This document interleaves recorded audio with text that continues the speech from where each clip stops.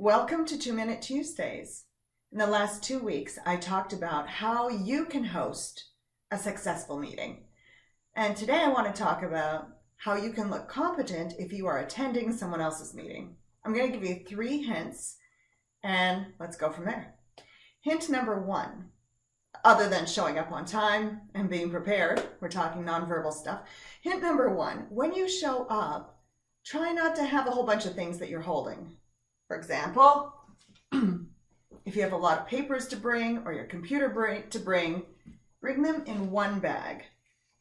The more items you're carrying, the more out of control you will appear, and you want to appear competent.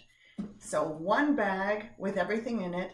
I carry this way my hands are still visible and I can gesture when I'm speaking.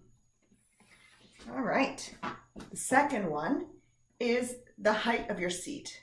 If you're short like I am, I'm maybe 5'3", maybe.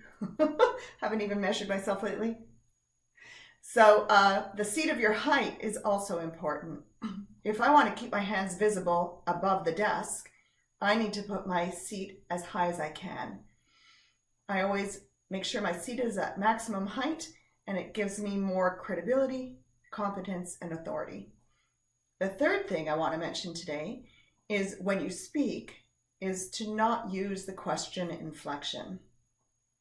I lived in Ontario for 11 years, Ontario, Canada, and the accent there the voice goes up at the end of a sentence. For example, if someone were to ask me, how many years have you been working at this company? I would say I've been working 3 years, and it sounds like a question. Keep your voice tone low at the end of sentences.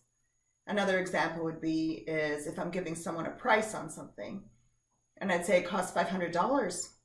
It sounds like a question rather than a statement. For competence and credibility, keep your voice tone low. It would be, I've been working at the company for 3 years. This item costs $500. Not $500, $500.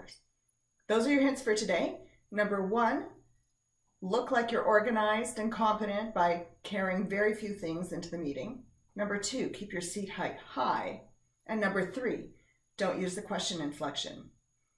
There you go. If you would like to hire me for speaking engagements, keynotes, or coaching, go to my website, nonverbalscience.com, to the contact page, and contact me.